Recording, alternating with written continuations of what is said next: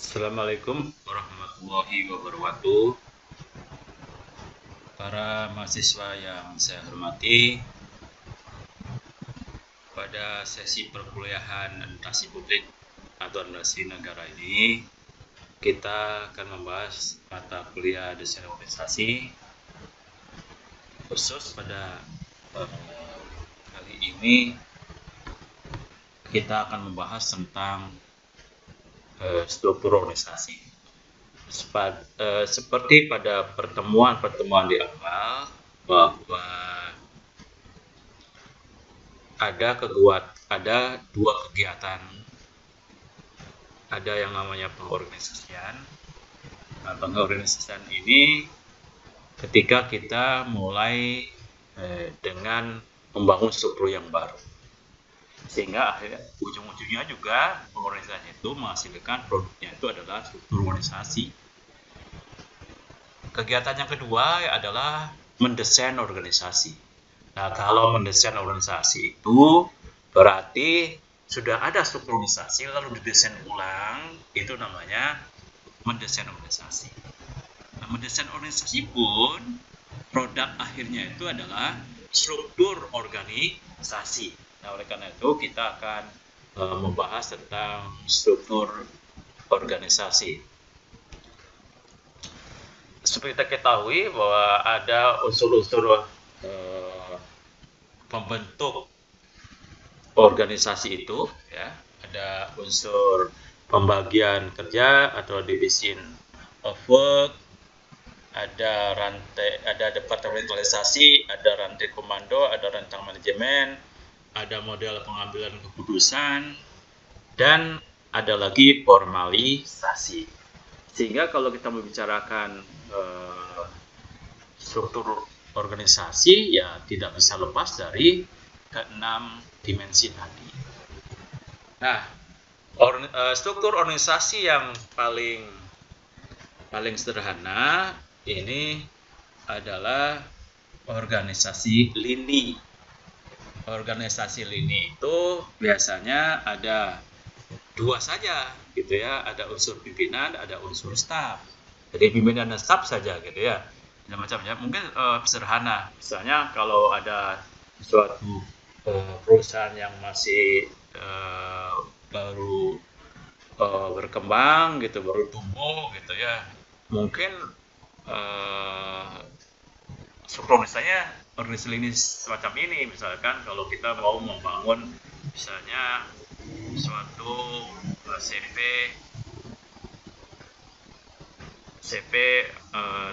yang bergerak misalkan di pembuatan rumah atau pengembang atau real estate, gitu ya. Nah, itu mungkin kalau pertama kali ya cukup dengan staf saja. Mungkin ada staf yang ngurusi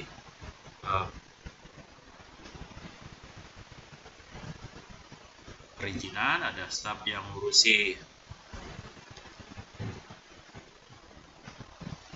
bagaimana pembuatan rumahnya, gitu. Ada staf yang ngurusi pemasaran. Cukup tiga itu saja sebenarnya.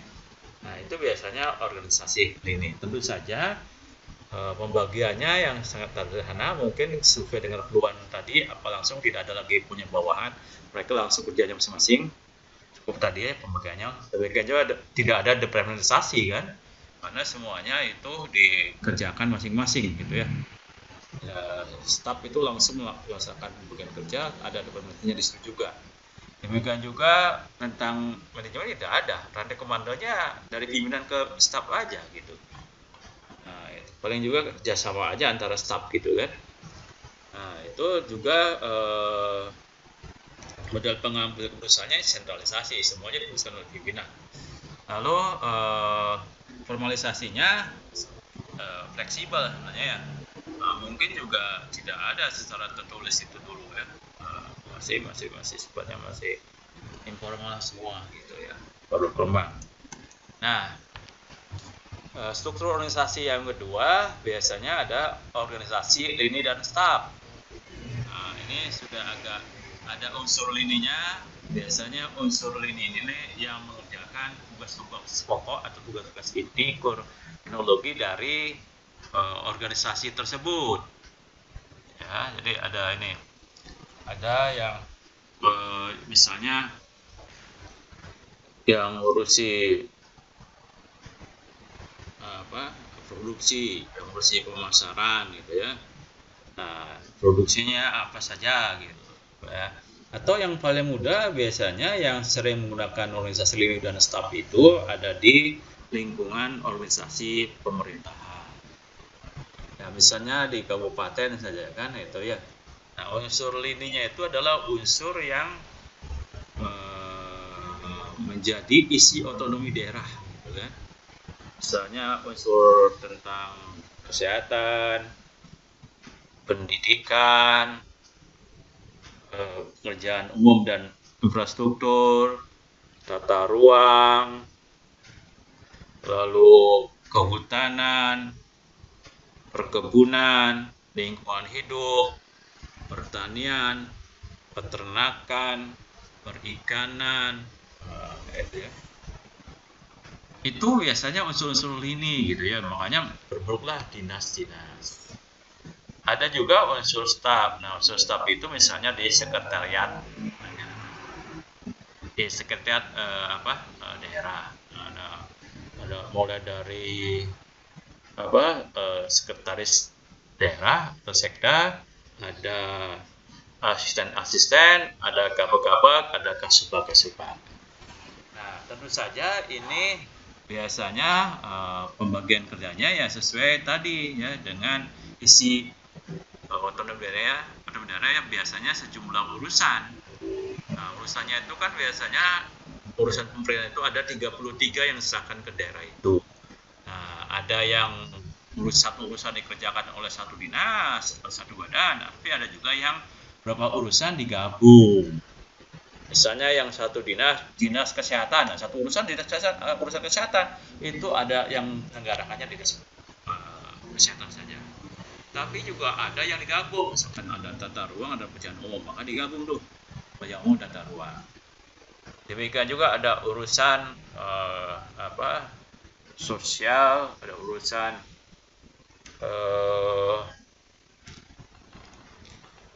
perlindungan anak, peranan wanita digabung, satu dinas saja yang ngurusi gitu ya. Nah, itu biasanya ke sana arahnya itu organisasi. Jadi kalau staf itu apa staf? Staf itu yang melakukan fasilitasi kepada organisasi-organisasi, juga yang membantu pimpinan di dalam merumuskan kebijakan dan mengambil keputusan. Jadi ada 3 itulah minimal organisasi staf itu ya, organisasi staf itu. Nah, itu yang sangat menarik dari organisasi lini dan staf yang pada umumnya pembagian kerjanya tadi, lalu departementalisasinya tadi dikelompokkan per urusan atau berapa urusan gitu ya. Nanti ada bidang-bidangnya gitu situ. Lalu juga rentang manajemennya biasanya juga cukup sempit ya, paling di bawahnya itu antara kebanyakan 3, boleh 4, tapi boleh juga 2 gitu kan, semua ya. Bahkan mungkin untuk eselon 4 itu ya, karena biasanya eselon 4 itu paling banyak ya 5 dan 7 gitu ya. Jadi bawahannya itu 5, jadi rentang manajemennya itu 5 dan 7, rentang kendalinya seperti itu. Nah, rantai komandonya ya sama gitu ya, dari pimpinan ke kepala dinas, ke kepala bidang kepada kepala seksi, baru ke staf. Nah, itu ada budaya semacam itu, birokrasi semacam itu. Nah, itu mengenai model pengambilan keputusannya. Nah, model pengambilan keputusannya sebenarnya ini juga untuk yang di tingkat kabupaten itu ya bisa kalau hal-hal teknis itu diserahkan, didesentralisasikan ke dinas-dinas. Tapi kalau untuk kantor, misalkan kantor kecamatan, satu kantor kecamatan, ya tidak pernah didesentralisasikan itu ya, semua perusahaan itu harus di tangan misalkan camatnya. Jadi sentralisasi. Jadi ini mengenai model pengambilan keputusannya berbeda-beda ini mana organisasi dan staff itu. Nah, bagaimana formalisasinya? Nah, ini formalisasinya karena di pemerintahan itu biasanya ketat. Nah, biasanya ini ada panduannya berupa PP untuk menyusun organisasi, struktur organisasi di daerah itu. Bahkan seluruh daerah itu berdasarkan PP tersebut sama, ya harus seperti itu gitu ya organisasinya. Walaupun sebenarnya urusannya itu seharusnya tidak semua urusan menjadi urusan daerah gitu ya. Artinya otomatis juga dinasnya juga berbeda gitu. Tapi kenyataannya replikanya seperti itu ya. Di hampir semua daerah itu sama gitu ya.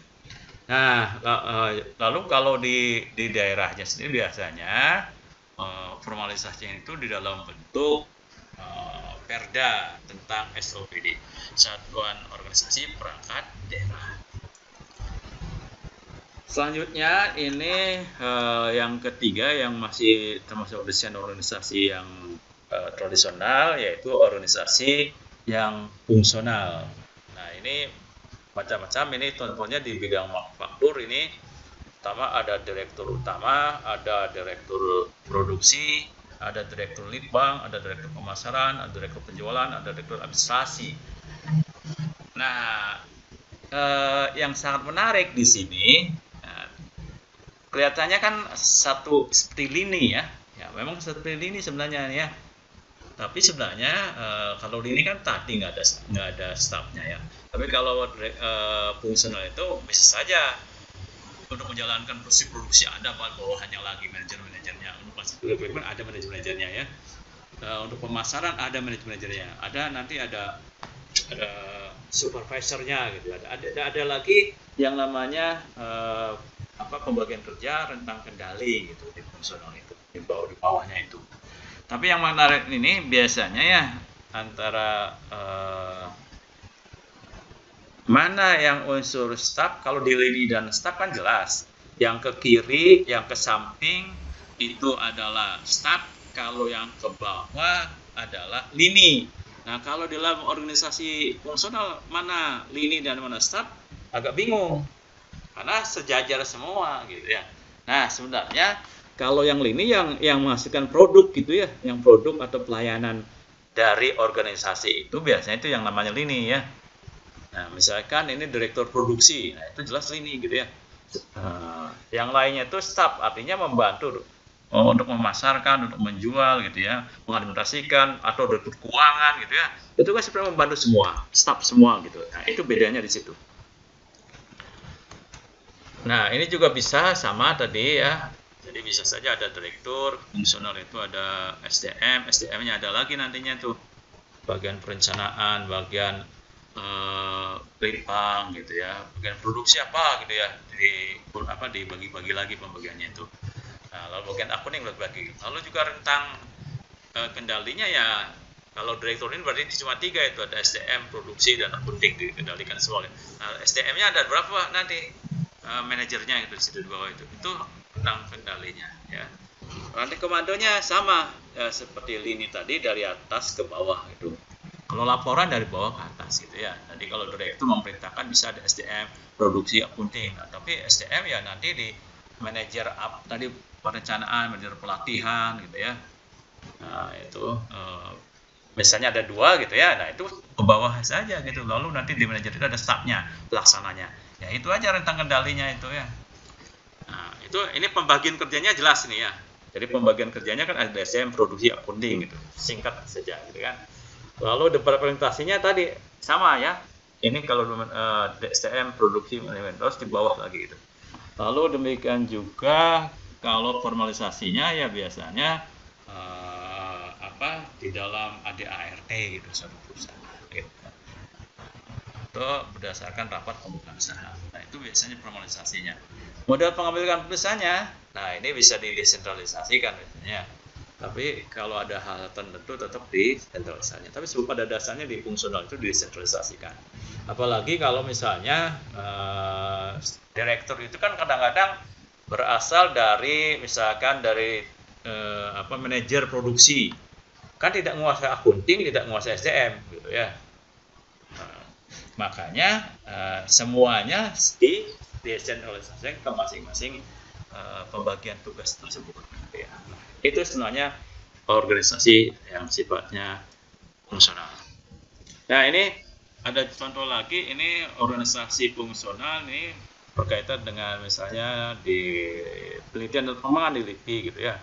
Nanti ada di urusan ilmu sakta, ya, ini fungsinya ya ngurusi penelitian ilmu sakta. Ada deputi urusan ilmu sosial, nah deputi urusan ilmu pemera, dan deputi urusan aplikasi. Nah ini di deputi urusan ilmu sosial itu ada sejumlah peneliti gitu. Tidak ada lagi bawah gitu ya, langsung aja gitu. Itu fungsional biasanya. Makanya namanya seperti apa? Lini ya, nampaknya seperti lini gitu ya. Nah, yang keempat, struktur organisasi itu yang ada yang namanya divisional. Nah, ini dari secara kerangka teoretik, struktur divisional itu digambarkan seperti ini. Misalkan direktur, ada kepala divisi produk 1, kepala divisi produk 2 gitu. Nah, di setiap divisi itu masing-masing komponen ada.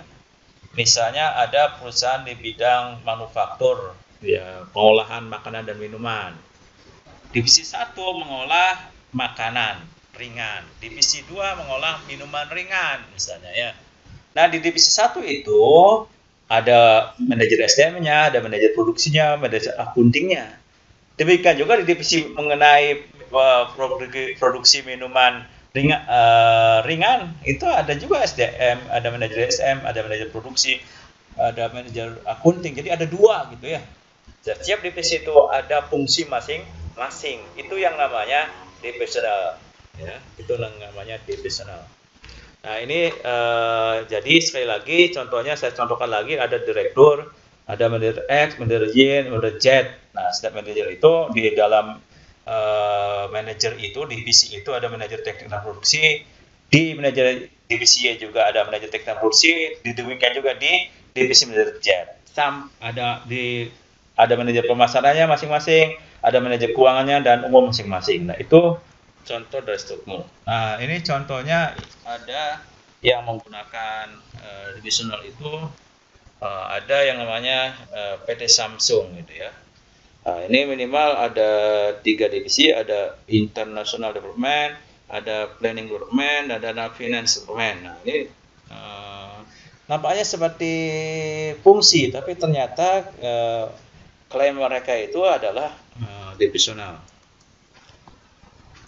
Nah, ini pun sebenarnya ada lagi Oracle gitu ya. Itu ternyata juga sama divisional, ada legal, ada engineering. Nah, ini lalu ada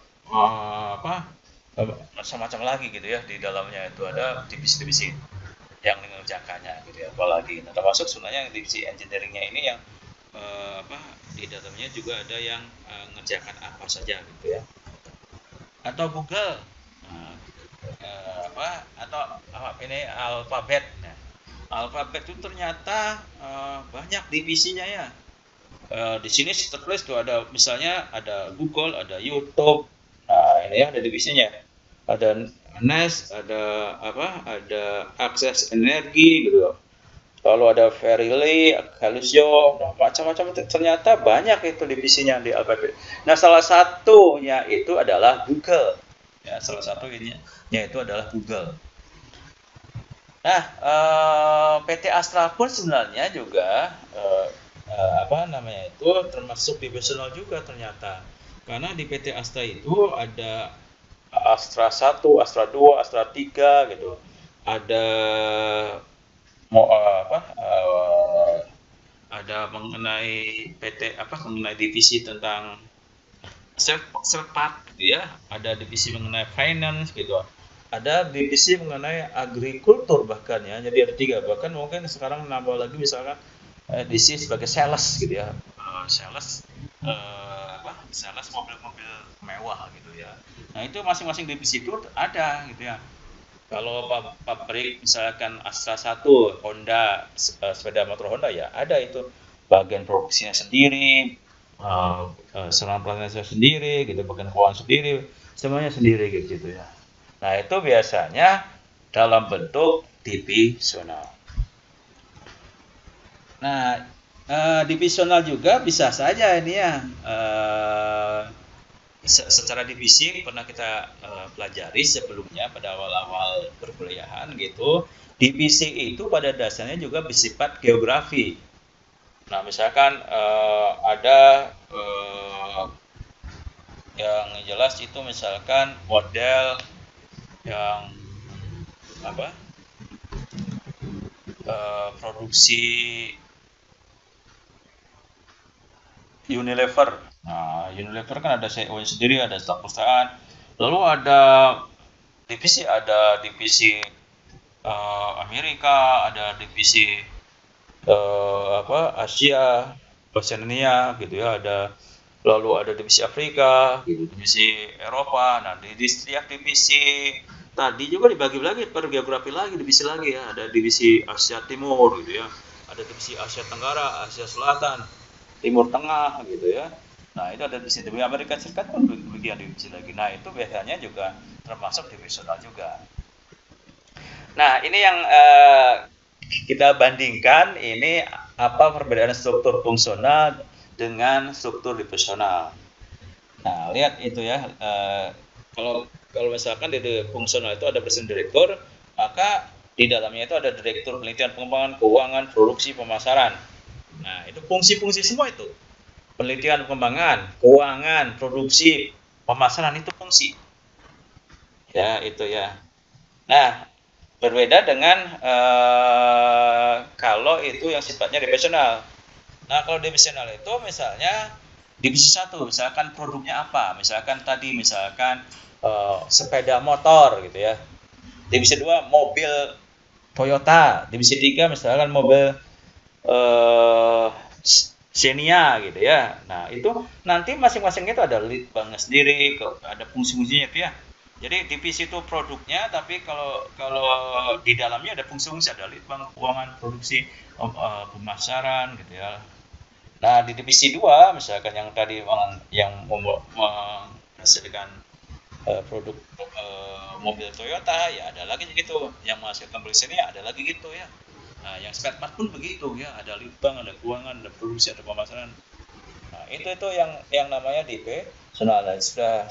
Nah, semoga ini dengan gambar ini saya kira sudah menjadi lebih jelas gitu ya. Nah, sekarang kita selanjutnya pada struktur organisasi metrik ya, organisasi metrik. Nah, organisasi metrik itu pada dasarnya sih ada dua tadi ya, yaitu menyatukan antara organisasi fungsional dengan organisasi divisional gitu ya. Nah, sebenarnya yang ada beberapa variasi dalam organisasi metrik. Nah, misalnya yang digunakan di dalam organisasi di dunia perguruan tinggi gitu ya. Ada satuan kerja, ada kegiatan. Nah, misalnya ya, satuan kerja berarti divisi-divisi ininya ya, divisi-divisinya. Tapi kalau kegiatan berarti fungsionalnya. Nah, misalkan kalau fungsionalnya kan kegiatan di perguruan tinggi itu menjalankan tridharma perguruan tinggi. Ya, misalkan ada kegiatan akademik, artinya kegiatan pendidikan dan pengajaran, ada penelitian dan pengembangan masyarakat. Sebenarnya ada lagi ya, ada keuangan, ada humas, itu ya, ada kemahasiswaan. Ini disingkat saja lah gitu ya contohnya. Nah, misalkan ini ada misalkan pendidikan pengajaran di S1, S2, S3, kalau ada D3, D3 gitu ya. Nah, ini kan Purek 1. Nah, ini Purek 1 itu apa kira-kira nih? Apakah menyangkut akademik, penelitian, dan pengembangan masyarakat? Nah, itu. Purek 2. Nah, biasanya menyangkut apa nih? Menyangkut keuangan, kepegawaian, sarana prasarana gitu ya. Purek 3 mengenai kemahasiswaan. Nah, tugasnya apa lagi? Di dalam akademik seperti apa? Di penelitian seperti apa? Nah, fakultas. Nah, ini fakultas apalah semuanya, jangan fakultas itu ya. Ada semua di badan, lembaga. Nah, ini semuanya badan-badan ini sebagai suatu divisi itu mengerjakan apa saja gitu yang ada di kegiatan-kegiatan di fungsi-fungsi yang dilakukan oleh perguruan tinggi. Nah, ini juga ada ini struktur wewenang ganda dalam organisasi metrik. Jadi sekali lagi ada manajer produk A, manajer produk B, ada manajer produk B, ada wakil direktur keuangan. Nah, ini yang di atas ini, yang di atas ini adalah yang fungsional. Wakil direktur keuangan, wakil direktur aplikasi teknis, wakil direktur produksi, wakil direktur pemasaran. Nah, ini yang produknya. Manajer produk A, manajer produk B, manajer produk C. Misalnya yang ini lampu Bolham, yang ini lampu TL. Nah, itu. Yang ini penunjang teknis lampu gitu ya. Spray steker gitu ya. Nah, ini. Nah, ya nanti ketika produksi di A ini, nah ini siapa yang dikirim dari keuangan nih untuk bagian keuangan itu memberikan mengolah keuangan di produksi Polham gitu. Di aplikasi teknisnya siapa? Ya, di produksi siapa? Di pemasaran siapa nih? Dan ini pun dikirimkan semuanya. Ketika tadi di produk penunjang kelistrikan gitu ya, sangat ini. Nah, siapa aja nih yang dikirim gitu, semua masing-masing gitu ya. Nah, itu sebenarnya metrik itu seperti itu yang terjadi di perusahaan-perusahaan. Sama ini juga, ini contohnya, ada contoh di serat ini, Philip ini ada produk plastik dunia, serat kaca dunia, produk isolasi dunia. Oh, ini ABA gitu ya, sensor ABA ini ya. Di Jerman, nah ini di Amerika Latin, di Argentina, di Spanyol. Nah, ini beda. Kalau ini divisionalnya, kalau ini produknya ya. Nah, ini siapa gitu ya. Di setiap ini teh ada fungsi masing-masing nih yang repotnya ya. Ini bagian pemasarannya, ini produksi masing-masing gitu ya. Nah, sama ini seperti itu. Nah, struktur metrik itu pada dasarnya itu. Jadi bisa ngirit lah gitu ya. Mengerjakan suatu proyek tidak perlu mengangkat baru itu orang baru. Itu intinya ya. Kerjakan proyek A bisa ngambil fungsi dari keuangan dari mana, dari perencanaan dari mana, dari produksi dari mana gitu ya. Bisa gitu orang-orang yang nggak perlu ngangkat orang baru gitu. Nah, ini metrik itu saya contohkan di sini adalah PT Garuda. Nah, PT Garuda kan sebenarnya ada terbagi divisinya itu ada minimal lah gitu, ada dalam negeri, penerbangan dalam negeri, penerbangan luar negeri. Lalu ada dalam negerinya ada Indonesia bagian timur, bagian tengah, bagian barat. Nah, lalu ada ini nggak begitu jelas nih ya. Nanti ada bagian yang pilotnya, perawatan pesawat, siapa pramugarinya gitu ya, makanannya. Nah, itu semuanya diatur fungsi-fungsinya. Nah, ketika ada mau penerbangan kemana, nah di siapa kira-kira orang yang ditugaskan untuk penerbangan misalnya dari Jakarta ke Makassar. Bahkan nanti mungkin agak rumit juga tuh dari Makassar ke misalkan ke Merauke gitu ya. Lalu seperti apa? Mungkin agak rumit juga ya. Tapi ini biasanya metrik gitu ya. PT Garuda. Jadi jelas itu. Jadi ada metrik ini, ada jenis pelayanan misalkan luar negeri. Kalau ada ke luar negeri, ini siapa nih? Siapa pilotnya, siapa pramugarinya, siapa pendukung pesawat itu, makanan siapa yang ngantarkan apa di sana gitu ya. Nah, itu bagaimana yang tiketingnya gitu ya. Bagaimana urusan di bandaranya. Nah, itu semuanya diurus fungsi-fungsi itu. Nah, divisinya penerbangan tadi gitu ya, penerbangan. Nah, itu diatur semua. Yang selanjutnya, yang keenam, saya kira ini adalah struktur organisasi ad hoc. Nah, ad hoc itu kan adhokrasi ya, artinya sementara gitu ya. Sementara ketika ada suatu event tertentu, ada satu kegiatan, ada satu proyek tertentu, maka dibentuklah struktur organisasi ad hoc. Kalau di kita mah, kalau dalam orang awam biasanya panitia saja lah. Misalnya ada panitia 17 Agustus, panitia Mauludan gitu ya, itu biasanya ad hoc. Ya, termasuk sebenarnya ad hoc ini juga terjadi di pemerintahan ternyata ya. Misalnya di perguruan tinggi gitu ya. Ketika ada UAS, ada panitia UAS. Ketika ada KKN, ada panitia KKN gitu ya. Nah, itu terjadi juga. Ya. Siapa orangnya? Orangnya itu juga sebenarnya diambil. Kalau misalkan ada proyek A atau kegiatan program A di pemerintahan juga ada biasanya ngangkat struktur organisasi ad hoc, siapa yang jadi kepala proyeknya, bendaharanya siapa, siapa yang melakukannya gitu ya.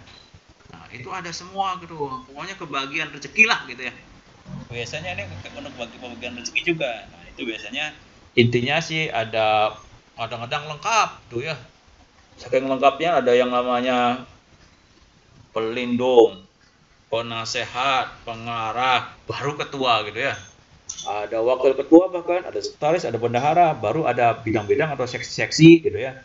Nah, itu biasanya termasuk ke dalam struktur ad hoc ya, ke dalam struktur ad hoc. Jadi struktur. Nah, ini khusus untuk lini dan staf gitu ya. Di pemerintahan itu biasanya Stephen M. Robin itu membentuk kerangka strukturnya seperti ini. Ada strategi APEC, berarti itu pimpinan, bupati gitu ya, sampai ke sekda, ke kepala dinas. Ada middle line, berarti kepala bidang. Ada operating core, itu berarti eselon 4 dan pelaksana gitu. Nah, ada support staff, berarti ini staf pendukungnya. Kalau di kabupaten, tingkat kabupaten berarti sekretariat daerah gitu ya. Ada teknospor, berarti ada BKD, ya itu ya. Ada Bapeda gitu. Nah, ada Badan Pengelolaan Keuangan gitu. Nah, itu sebenarnya. Sedangkan operating core-nya itu biasanya itu berkaitan ya dengan yang pelaksana yang intinya itu di seksi-seksi ini. Nah, ini juga birokrasi mesin itu ya seperti birokrasi itu cirinya kan ada minimal ada 3 cirinya tuh ya. Ada hierarki, ada pembagian kerja, ada prosedur dan mekanisme kerja. Itu yang sangat penting di dalam birokrasi itu. Nah, ini diatur, ini hierarki minimal ada nih, lihat ya. Di birokrasi mesin ada yang penting itu hierarki, rantai komando yang jelas itu. Nah, ini yang organisasi yang cukup modern gitu ya. Nah, organisasi yang cukup modern ini biasanya dengan nama organisasi jaringan, struktur organisasi jaringan. Kalau kita lihat dari perkembangan ilmu administrasi publik atau administrasi negara, kan kita sudah ada OPA, Old Public Administration gitu ya. Ada New Public Administration, nah, itu ya. Sekarang itu nampaknya bergerak ke New Public Administration ini, walaupun ada yang namanya NPS, New Public Service, ternyata ini masih di dalam struktur organisasi gitu, kerangka kerja itu masih di sini. Misalnya ya, ada yang namanya sekarang itu good governance, ada yang namanya pentaholic government, ada open government, ada collaborative government gitu ya, ada agile government gitu ya. Itu pada dasarnya rangkaian teori-teori yang berdasar mengacu kepada NPM. Walaupun ada tujuan-tujuan yang juga sebenarnya ke NPS gitu ya. Tapi dari segi konseptual, ketika kolaboratif, open gitu, yang menggunakan TIK gitu ya, artinya dia merujuk peran serta orang lain di dalam melakukan suatu kegiatan. Jadi tidak mungkin suatu pekerjaan itu sekarang itu dilakukan sendiri, misalnya oleh pemerintah. Harus oleh masyarakat atau kelompok masyarakat, apakah itu bernama civil society, apakah bernama komunitas, gitu, organisasi kemasyarakatan, organisasi keagamaan, organisasi kedaerahan, gitu ya, itu civil society, gitu. Demikian juga pihak swasta, gitu ya. Bahkan pemerintah negara lain atau organisasi-organisasi internasional gitu ya, di bawah PBB, di bawah kelompok-kelompok negara-negara Asia. Nah, itu semuanya dalam rangka kolaboratif, open government, pertama kalinya good governance sebenarnya. Ya, ada itu ya, termasuk sebenarnya jail government gitu ya. Itu juga arahnya ke sana gitu. Walaupun sudah arah ke jail government sudah arah ke NPS gitu. Nah, ini struktur jaringan yang sangat penting ini yang nanti harus kita pahami dengan baik gitu ya. Jadi kemungkinan besar dari apa yang disebutkan tadi, teori-teori tadi menggunakan struktur jaringan. Ya, kenapa? Biasanya ini ada kelompok eksekutif tertentu yang bekerja. Ya, bekerja eksekutif tertentu yang ngatur semuanya gitu ya. Nah, lalu ada bekerja sama dengan pihak lain. Nah, pihak lainnya itu kebanyakan adalah perusahaan. Nah, perusahaan misalnya saya contohkan saja ini supaya lebih mudah gitu ya, lebih mudah. Ada seseorang mendirikan seorang alumni Microsoft gitu ya, keluar berdua mendirikan perusahaan seperti Microsoft juga, yaitu perusahaan personal computer, laptop gitu ya, perusahaan komputer dan laptop gitu ya, itu. Tapi dia tidak mau membangun pabrik, dia tidak pengen memiliki pegawai, tidak perlu ada bagian pemasaran, tidak perlu ada bagian keuangan, tidak perlu ada lead bank untuk menentukan ini. Bukan perlu, yang dia hanya menyewa satu ruangan di suatu gedung yang isinya itu dia dan 8 orang lainnya, jadi 10 orang nih kelompok eksekutif intinya itu. Ya, dengan stafnya itu kan 10 orang, 2 orang eksekutifnya dan lain-lainnya. Jadi intinya di situ. Nah, ketika dia mau memproduksi laptop gitu, bagaimana bentuknya, bagaimana modelnya, dia nyewa organisasi atau perusahaan yang bergerak di bidang konsultan penelitian pengembangan. Nyewa aja gitu, saya pengen produksi ini harus seperti apa gitu ya, modelnya seperti apa supaya bagus gitu. Nah, ketika memproduksi, dia tidak punya pabrik. Nah, maka misalnya untuk dia melihat pasar-pasarnya di mana. Nah, pasar-pasarnya misalnya ada di Korea Selatan, ada di Asia Tenggara gitu ya. Berarti dia bikin apa? Pabrik di sana, kerjasama dengan pabrik-pabrik yang ada di sana, kerjasama dengan perusahaan-perusahaan yang memiliki pabrik di sana untuk memproduksi, untuk merakit personal komputer itu. Nah, dari mana? Apakah dia memproduksi juga komponennya, hardware-nya gitu ya, penggunaan hardware-nya itu, CPU, terus power supply, IC yang di dalam? Tidak, dia pesan ke termasuk ke Microsoft gitu ya, IBM gitu, semuanya dari perusahaannya, lalu minta dikirim ke sana, dan pabrik di selatan, pabrik di Singapura suruh merakit. Lalu dia apakah butuh orang pemasaran? Tidak. Dia tunjuk agen pemasaran, perusahaan pemasaran yang tertentu, periklan tertentu, pemasaran tertentu ya, tunjuk dia supaya mengiklankan produknya yang sudah ditampilkan itu. Nah itu, jadi kalau mau pesan baru dikirim kan gitu modelnya. Nah, adakah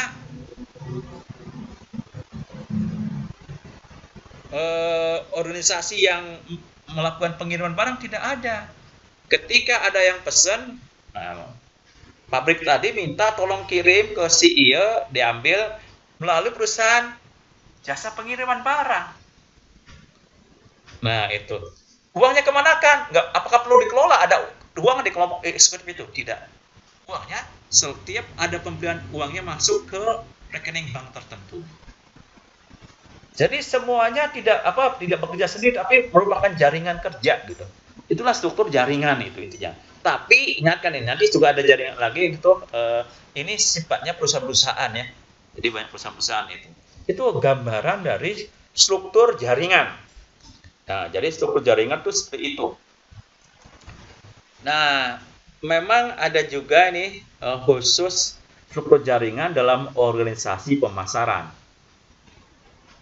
Nah, seperti kita tahu sekarang itu sangat marak ya, organisasi pemasaran gitu, jaringan itu mulai dari MW pertama kali itu ya, terus CNI gitu ya. Nah, sekarang pun seperti itu semakin marak ya. Nah, sekarang itu jadi ada dibikin ya, misalkan bahkan ada struktur organisasi pemasaran ini. Jadi misalkan ada yang di tingkat apa namanya itu yang pegang gold, diamond gitu ya. Terus ada dirangkai sampai kepada menjadi agen gitu ya.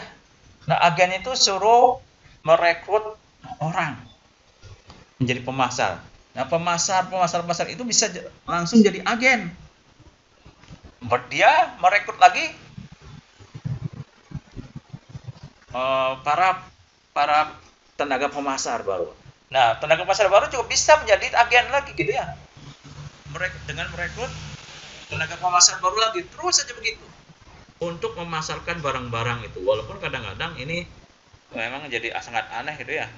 Kalau yang bagus mungkin keuntungannya terus mengalir gitu ya, tapi kalau nggak bagus mungkin banyak yang mati. Jadi banyak korban-korban juga. Dan barangnya ternyata jauh lebih mahal, itu yang berbahaya itu.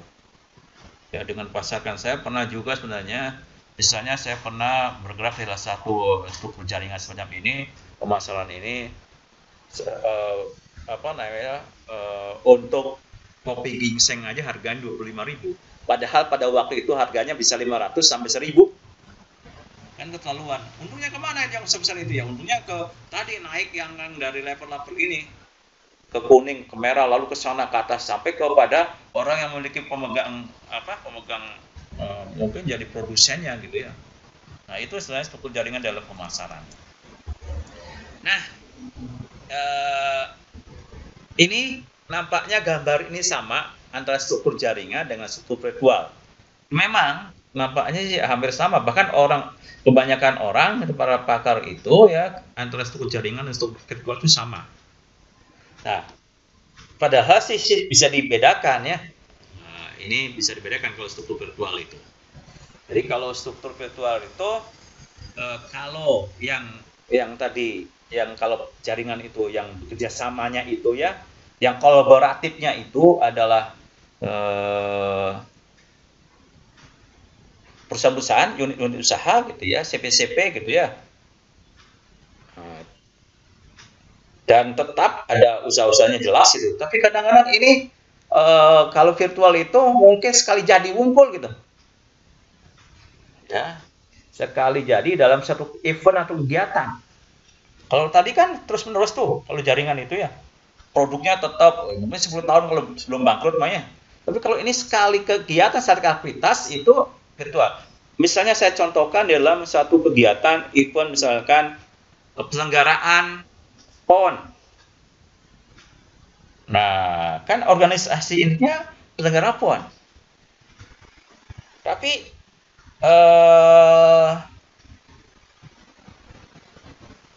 siapa yang akan menyelenggarakan pertandingan? Ada organisasi lain tuh. Dari mana saja tuh orang-orangnya? Bukan orang yang dari struktur yang inti itu ya. Bahkan mungkin serabutan lah. Siapa yang misalnya mengurusi legal? Serabutan juga diambil itu ya. Orang yang bisa membuat laporan pertanggungjawaban diambil saja orang yang ngambil ini, lalu meminta jasa jasa dari orang-orang yang ahli gitu ya. Bahkan bukan dia ahli juga nggak masalah gitu, yang bisa lah, yang penting yang bisa, yang sifatnya sifatnya kontrak, tapi kontrak tidak di atas hitam putih, yang penting kerja saja gitu. Makanya organisasi yang mengiklankan, iklan pun organisasi macam-macam itu ya. Ada yang mengiklankan di televisi, di billboard, macam-macam itu semuanya. Jadi banyak gitu ya, di PON itu banyak sekali yang sifatnya sebenarnya virtual itu. Tidak ada mana siapa itu sebenarnya yang menggarakan itu, yang penting bertanggung jawab lu. PON saja siapa itu ya, ketuanya siapa Pak? Ya. Sampai ini ya, misalkan penyelenggaraan struktur organisasi pada penyelenggaraan Asian Games di Jakarta yang pada waktu Pak Erick Thohir itu. Nah itu siapa yang bekerjanya itu tadi serabutan itu sebenarnya nggak jelas juga sebenarnya siapa itu, sehingga kalau diminta pertanggungjawaban susah juga itu ya. Nah itu visual. Nah yang lebih mudah, supaya lebih terarah gitu ya sebenarnya. Ini ada contoh misalnya virtual itu dalam struktur, misalkan ada pembuatan film nih satu judul, misalnya film Sundel Bolong. Nah, ada organisasi ini misalkan PT Sapa. Di PT Sapanya mungkin ada organisasinya itu adalah metrik, fungsional, atau lini dan staff atau fungsional biasanya ya. Nah, tapi ketika memproduksi film Sundel Bolong itu ada struktur virtualnya. Nah, pada waktu itu ada nanti akan dibentuk seperti mengarah kepada ad hoc. Nah, siapa yang jadi penulis skenario-nya, siapa yang jadi sutradaranya. Ya, ambil aja itu ditentukan itu ya. Siapa yang tukang castingnya. Lalu nanti pemainnya siapa, lightingnya siapa, penata musik siapa. Nah, itu semuanya. Ketika produksi itu selesai, bubar itu. Tidak dipakai lagi. Kalau ada produksi barang lagi, direkrut lagi gitu ya. Di casting lagi, direkrut lagi siapa saudaranya, penulis skenario-nya. Nah, itu kan itu bubar juga. Nah, itu sebenarnya yang maksud dengan struktur virtual. Sekali lagi bukan struktur yang misalnya di Grab. Karena dia menggunakan teknologi informasi dan komunikasi internet, maka virtual saja. Bukan itu maksudnya ya, struktur virtual itu. Atau Gojek gitu ya, virtual itu. Bukan itu. Mereka menggunakan lini dan struktur fungsional. Ya, atau divisional gitu ya menggunakannya gitu ya. Kalau Grab itu jadi bukan, kalau virtual bukan karena menggunakan teknologi informasi, tapi kerangka kerjanya digunakannya. Dan ingatkan sekali lagi nih, perlu diingatkan ya, bagaimana struktur jaringan dan bagaimana struktur virtual. Nah, itu perlu harus jelas juga itu ya. Nah, ini ada juga sama ini, tadi ada contohnya ini perusahaan piutang. Nah, ini jaringan juga sebenarnya. Nah, yang sangat menarik lagi, mohon ini untuk bagaimana ini pembagian kerjanya di sini. Di struktur jaringan, pembagian kerjanya berdasarkan perusahaan masing-masing bergeraknya. Bagaimana berdasarkan perusahaan masing-masing. Bagaimana rentang kendalinya? Ya, ini rentang kendalinya ya sesuai dengan MOU, perjanjian untuk mutu gitu ya. Sedangkan rentang kendali di perusahaan masing-masing ya biasa, apakah itu lini, apakah itu lini dan staff, apakah itu fungsional, apakah divisional atau metrik. Seperti itu di masing-masing. Tapi kalau dalam struktur jaringannya, ya tadi bagaimana pengendalian tentang manajemennya gitu ya. Nah, formalisasinya itu MOU. Ya, ini formalisasinya itu MOU. Ya, MOU. Ya, jadi ada MOU tertentu. Nah, kalau di struktur virtual sama gitu ya. Bagian kerjanya sesuai dengan profesi masing-masing ya. Kalau tadi di jaringan itu sesuai dengan produk yang dihasilkan masing-masing perusahaan, kalau ini sesuai dengan profesi masing-masing, jadi urusannya individual. Ya, ini kalau di dalamnya sesuai dengan profesi masing-masing di sini, Pak ya. Kalau di sana sesuai dengan produk masing-masing perusahaan. Kalau di sini masing-masing profesi. Kalau di organisasinya, ya ini ada juga per itemnya gitu ya, per kelompoknya itu ya, sesuai dengan kebutuhan kegiatan gitu ya, disesuaikan dengan kebutuhan kegiatan. Rentang manajemennya, nah ini rentang kendali rentang manajemennya ya sesuai dengan masing-masing ya, pengawasannya melekat gitu ya. Ya, pengawasan melekat sesuai dengan ditentukan masing-masing peran sesuai dengan perjanjian kerja. Nah, ingatkan ini formalisasinya itu dengan perjanjian kerja. Bagaimana ini kalau di sini model pengambilan keputusannya? Nah, model pengambilan keputusannya ya sesuai dengan kontrak atau MOU itu. Ya, jadi ditentukan secara bersama ini. Ya, model pengambilan keputusan di sini. Misalkan keinginan mutu produk ya harus sesuai nih. keinginan misalkan dengan sales harus ada target berapa ini gitu kan. Nah itu jadi pengambilan keputusannya tetap di kelompok eksekutif keinginan apa gitu. Tapi kalau untuk pengambilan keputusan di masing-masing perusahaan ya tetap ada di bagaimana modal struktur organisasi di masing-masing organisasi apa di organisasi masing-masing perusahaan masing-masing. Nah kalau di sini ini ada pengambilan keputusannya tentu saja ada di pemilik modal ini di organisasi inti ini. Yang kedua di dalam prakteknya ada di sutradara ya pengambilan keputusannya itu ya.